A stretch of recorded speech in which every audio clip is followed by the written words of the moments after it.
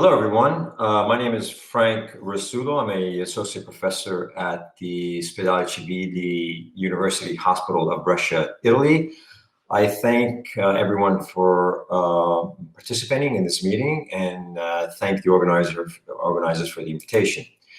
I have no disclosures or conflicts for this talk. Rather than an assertion, I think we can start by a question. Can invasive ICP monitoring be inserted by ICU doctors? Well, we used to ask this question in a similar way when we were speaking about chest drains. Chest drains used to be inserted by surgeons, and fortunately, we also started inserting chest drains in intensive care. And nurses are now, trained nurses are inserting chest drains. And this serves and is necessary to save time and to treat life-saving situations. The same for surgical tracheostomy. It used to be a surgical procedure until Pat Chalia performed the first percutaneous tracheostomy in 1985, and ever since then, tracheostomy has been performed in ICU by intensive care physicians rather quickly and frequently, and it has evolved through the years. But still, the question remains, why should we do it intracranial? I'm speaking about invasive ICP monitoring when the neurosurgeon can easily perform the maneuver and when the neurosurgeon is available. Well, speaking about availability, let's just take a step back and look at this survey performed in more than 2,400 among 2,400 neurosurgeons pertaining to the American Association of Neurological Surgeons. They the result of this survey was that one half of the neurosurgeons prefer not to care for trauma patients for various reasons, conflicts of elective practice, lack of compensation, and whatnot. But on the other hand, they still believe that small invasive procedures should be performed by neurosurgeons. So there's kind of a conflict of thought there, and this may translate into a delay in ICP monitoring. So who's performing the maneuvers? The invasive ICP monitoring? Well, the neurosurgical house officers, guided by the neurosurgeons themselves, can and are performing the maneuver. It's also a maneuver quite easy to teach and to be performed by a neurosurgeon who is being trained, especially in the early phase of his career or her career. And it's also being performed by surgeons, non-neurosurgical surgeons, especially in rural areas. And not only are these surgeons performing invasive ICP monitoring, but also small craniotomies, again, for life-saving maneuvers, especially where neurosurgeons, in areas where neurosurgeons aren't easily available. Mid-level practitioners are also being trained to perform and to assist neurosurgeons in performing these maneuvers, and they're also capable of performing invasive ICP monitoring. And obviously, it's what my talk is about, intensivists are and have been performing, not many, but some centers do have the intensivists themselves perform invasive ICP monitoring. But are there any benefits in terms of complication rate, resources, and time? I will be speaking about intraparenchymal invasive monitoring and not extra ventricular drainage insertion, because I know there are some intensivists who do perform EVD insertion, but I will concentrate on intraparenchymal, since intraparenchymal invasive monitoring is correlated with a less complication rate for obvious reasons. Regarding the intraparenchymal maneuver, there are series which do show that twist drill itself has a low complication rate. For example, this is quite an old study, but 1,032 twist drill procedures were performed, and there were only 0.38% complications, especially bleeding, but none of these bleeds actually required surgical evacuation. Regarding the complication rate and the confrontation between the maneuver performed by intensivists and neurosurgeons, we actually performed two studies in our center.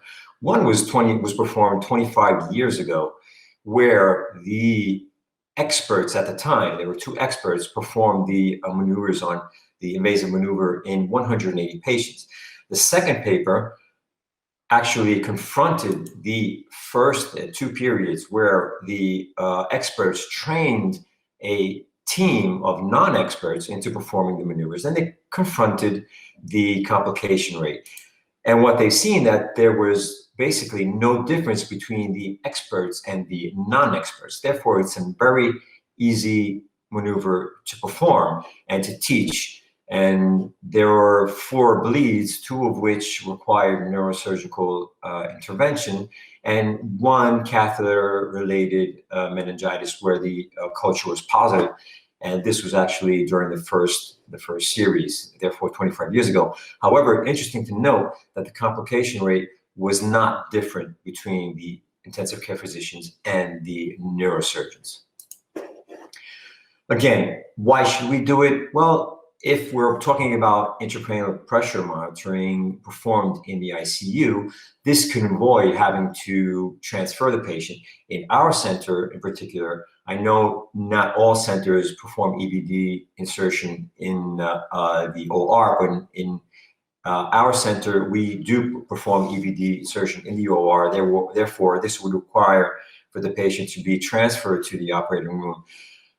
Being able to insert an intraparenchymal monitor, which could be performed bedside, has the advantage of not having to transfer the patient. Transferring patients within hospitals and wards is correlated with various types of complications during the transportation. And also there's the time factor. We're looking at if time can be saved by performing the maneuver ourselves. Now, on this note, we're performing a study, which is still going on, where we looked at 2 different time phases, where the 2 different categories. The intraparenchymal catheters being inserted by intensive care physicians versus in intraparenchymal catheters being inserted after neurosurgical consultation, however, by the neurosurgeons themselves.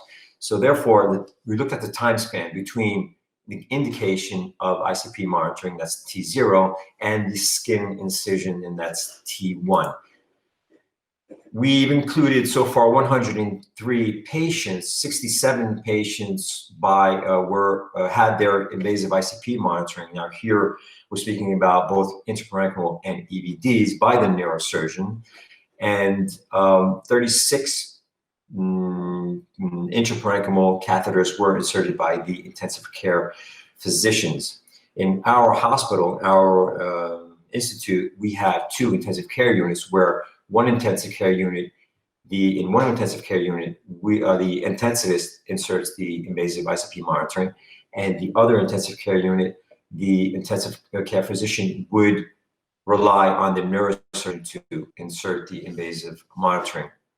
And regarding the differences between time T0 and T1, when the intensivist inserted the invasive ICP monitoring, I'm speaking about the intraparenchymal monitor, there was a 52-minute difference between T0 and T1 than compared to when the neurosurgeon was called upon to insert the invasive ICP monitoring. In this case, both intraparenchymal and EVD. So 52 minutes were saved when the intensive care physician inserted the monitor, him or herself. Regarding the complication rate, now for the complication rate, actually we confronted the category which interested intraparenchymal insertion, and between the intraparenchymal insertions by intensivists and neurosurgeons, there was no difference in the complication rate, which was again quite low. So, do 52 minutes actually make a difference? When we're speaking about dose of ICP, intracranial hypertension, it does make a difference. Dose in terms of the amount of the time a patient spends with high intracranial pressure. The more the time the patient spends with a high intracranial pressure, the worse the outcome. And this has been shown for many types of brain injuries, both epidural and subdural hematomas. The more time the patient spends with intracranial hypertension due to these pathologies, the worse of the outcome. And also this is not very recent, but in 2013, the latest series, which showed that in 60 patients, the outcome was actually worse in patients who spend more time with higher intracranial pressure. There is a trial, an ongoing trial performed by the group in Monza, where they're looking at the burden of the dose of intracranial hypertension on patients through time. I'm not going to get into the maneuver itself. It's rather simple, and we must remember that if it's performed in an intensive care unit, it should be less invasive. So small incisions should be performed, and the bolt should be inserted in a rather small incision, therefore reducing the bleeding. Personally, I tend to insert a double or triple bolt so I can use a multimodality monitoring system, because we must remember maybe one number itself is not enough. We should use intracranial pressure monitoring associated, when possible, with other types of multimodality monitoring systems. It is our duty to avoid secondary injury, and I believe that this can be done only through multimodality neuromonitoring. Remember, we're going towards precision medicine. This will be covered by other speakers during this series, but precision medicine nowadays, tailor-made medicine, is fundamental. Therefore, in order to go towards my conclusions, intraparenchymal ICP monitoring placement by ICU physicians is safe, can be performed at bedside, may save resources, may save time, and therefore has the potential of reducing the dose of intracranial hypertension, and therefore possibly improve outcome. I understand that this is my opinion, and usually opinions are not enough. It must be backed by evidence-based medicine. But in this case, whatever trials we perform should not be concentrated on who performs the maneuver, but rather than the time spent by performing one type of maneuver compared to the other. I thank you very much for your attention.